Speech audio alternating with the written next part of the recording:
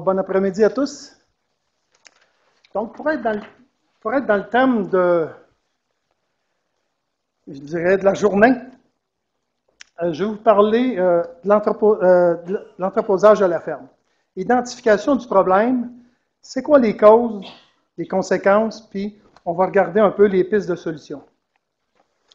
Le problème, c'est que dans le fond, depuis quelques années, j'ai dit que je voulais être dans le thème, donc il y a un parasite maintenant dans nos silos à la ferme. C'est l'humidité, c'est l'eau. L'eau est devenue un parasite. Donc, l'idée, c'est de vous sensibiliser à ce sujet-là. C'est un problème qui est récurrent, qui est surtout en croissance depuis les dernières années. Je vais vous dire un peu pourquoi tantôt. Et il ne faut pas penser que c'est juste chez nous, c'est juste chez Semican ou enfin dans certaines régions, c'est dans toutes les régions du Québec. Je suis à tous les jours actuellement, là, je suis en train de céduler parce qu'il vous a dit, Yves, je suis responsable de l'orge de brasserie, enfin de la logistique d'orge de brasserie chez Semican. On a des producteurs de partout au Québec. On livre actuellement sur une période d'à peu près 12 mois par année au lieu d'être juste à l'automne comme avant. Et actuellement, tous les jours, on a des livraisons qui viennent d'Abitibi, du lac Saint-Jean, du bas du fleuve, de l'Estrie, de la Montérégie. C'est le même problème partout. Et dans toutes les cultures, parce que quand je parle avec les gens de l'industrie, par exemple dans le soya, je parlais avec Alain Letourneau hier de Progrès, il me dit que c'est la même problématique. Avec les gens du blé de la consommation humaine, je pense que c'est un peu la même problématique aussi, comme dit. Donc, c'est un problème qui est général, qui vient de toutes les régions. L'autre particularité, c'est que la situation est alarmante. Pourquoi c'est alarmant? Je vais vous donner quelques chiffres. Dans l'orge de brasserie, vous savez qu'on demande à tous nos producteurs de nous envoyer des échantillons. Ça se fait tout de suite après la récolte.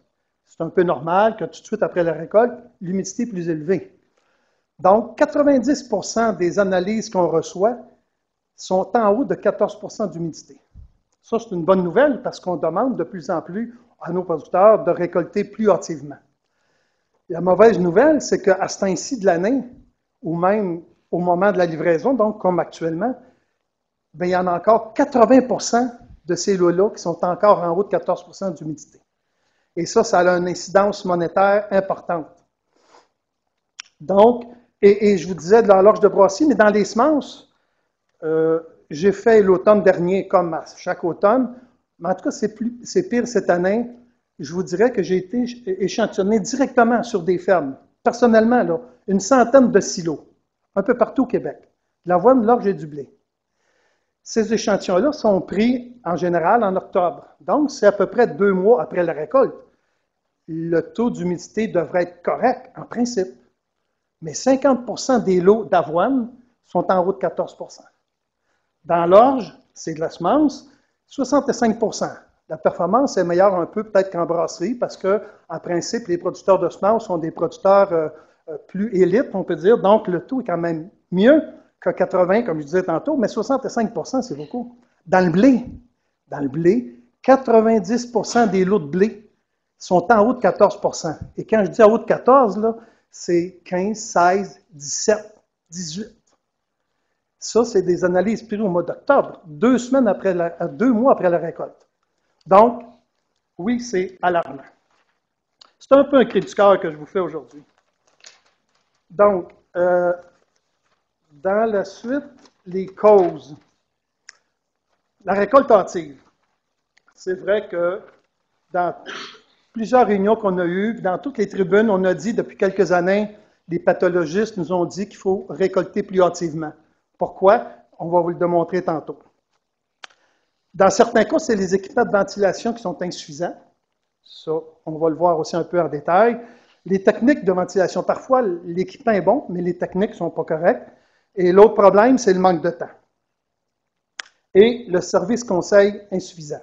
Ça, j'aimerais vraiment que ça soit important de vous sensibiliser sur cet aspect-là aujourd'hui. Donc, la récolte hâtive. Donc, je disais tantôt que les pathologistes nous disent depuis quelques années que quand on récolte hâtivement, on a une meilleure germination.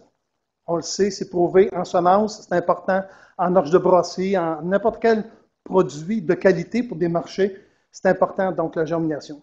On dit qu'il y a moins de maladies, parce que plus on attend, plus la récolte reste longtemps au champ, C'est prouvé, c'est connu, on a plus de maladies. Puis la couleur aussi des céréales, donc, est meilleure. Là, des avantages, c'est que parce qu'on a demandé à nos producteurs de récolter plus humide, c'est ce qui fait que je disais tantôt, c'est croissant le problème. C'est qu'on leur a demandé ça, mais en même temps, on ne leur a pas dit comment faire pour maintenant baisser cette humidité-là. Donc, ça exige plus de suivi puis une meilleure technique. L'autre cause, je disais que les équipements sont inadéquats. Par exemple, les types de planchers. Il y en a qui n'en ont pas des planchers au fond du silo. Il y en a qui en ont à Y. C'est des méthodes qui sont un peu dépassées, mais ça influence le résultat. La capacité des ventilateurs, les sorties d'air insuffisantes. Ça, c'est assez important parce que à plusieurs producteurs, on a dit votre ventilateur, il n'a pas assez de capacité. Fait qu'ils ont grossi. Puis ils ont mis, au lieu d'un 3 forces ou d'un 2 forces, ils ont mis un 5 forces. Ils ont mis plus de capacité de ventilation, mais ils n'ont pas ajouté de sortie en haut. Donc, on arrive dans ces silos-là, on ouvre la porte sur le toit pour prendre un échantillon, pouf! La porte nous lève presque dans le visage tellement il y a la pression dans le silo. Donc, il rentre beaucoup d'air, puis l'air ne peut pas sortir. C'est un problème qu'on trouve souvent. Détecteur d'humidité relative inexistant, ça, je vais l'élaborer un peu tantôt, puis pas d'unité de séchage basse pression. Donc, technique de ventilation. Plusieurs producteurs me disent, écoute, mon grain, c'est sûr qu'il est correct. Le ventilateur marche depuis que j'ai récolté. Ça fait 1 mois, puis il n'a pas arrêté. Il est tout fier de me dire ça. Là. Lui, il est sûr qu'il est correct. Il pense que là, c'est sécuritaire. L'autre cause, c'est que la ventilation de séchage à l'air ambiant ne se fait pas comme ça doit se faire. Je vais l'expliquer ça aussi un peu tantôt. Manque de suivi des indices de température et d'humidité du grain. On met ça dans le silo, on dit la fan marche, tout est beau. Excusez mon anglicisme, le ventilateur, mais en tout cas. Donc, le ventilateur marche en continu, puis il pense que tout est correct. Le manque de temps.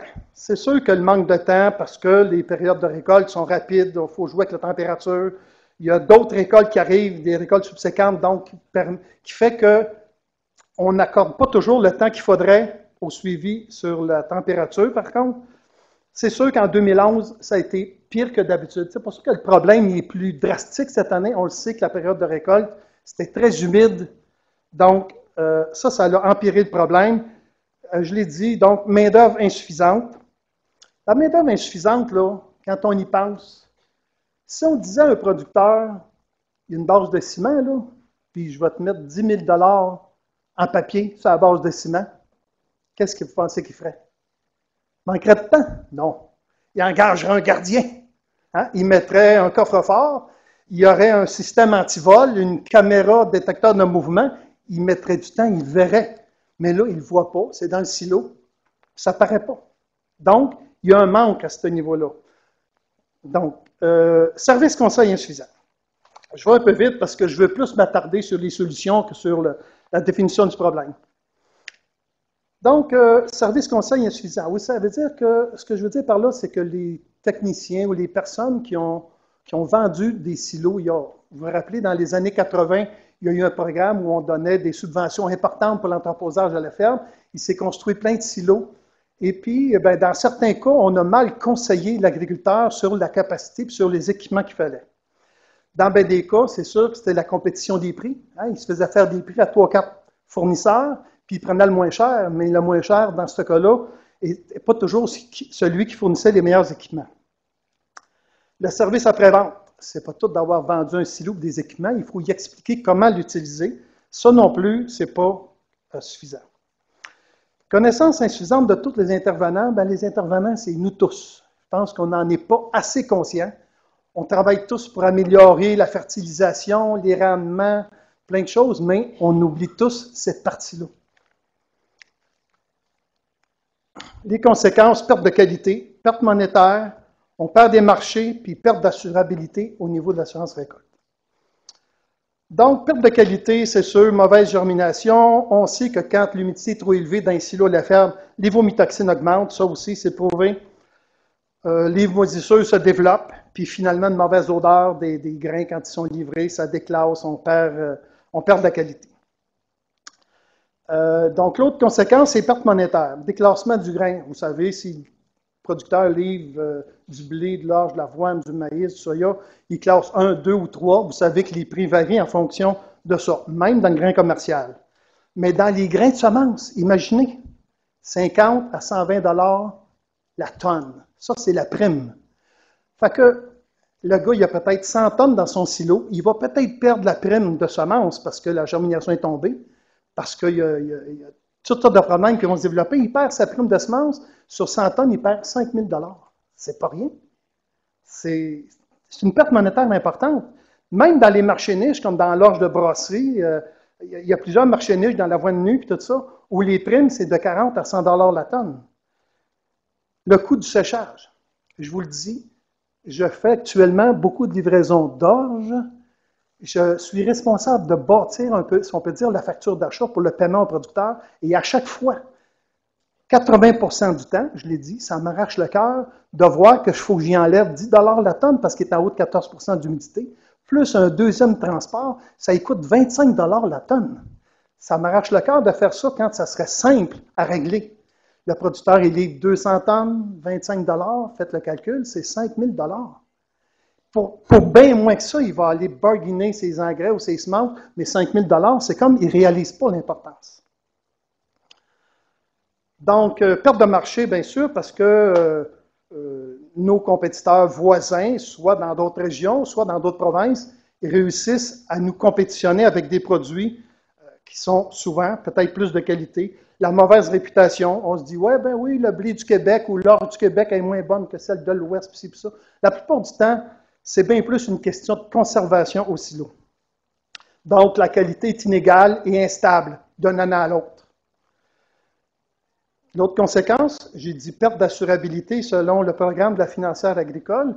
C'est M. Bertrand Leclerc, je pense, qui est ici, qui me disait ce matin, puis qui m'avait mentionné dans une autre réunion, vous voyez, c'est marqué 14% un mois. Vous devez savoir qu'en assurance individuelle, le producteur qui n'a pas donné son ou produit son échantillon avant un mois après la récolte, s'il est en haut de 14% d'humidité, puis que ça fait 2 mois qu'il a récolté, il est plus assurable. Donc, pour être couvert, il faut qu'il ait réussi en dedans d'un mois de la récolte de baisser son humidité à 14. Sinon, il est plus assuré. Si vous voulez plus de détails à ce sujet-là, vous parlerez avec M. Leclerc. Ça fait partie de leur programme.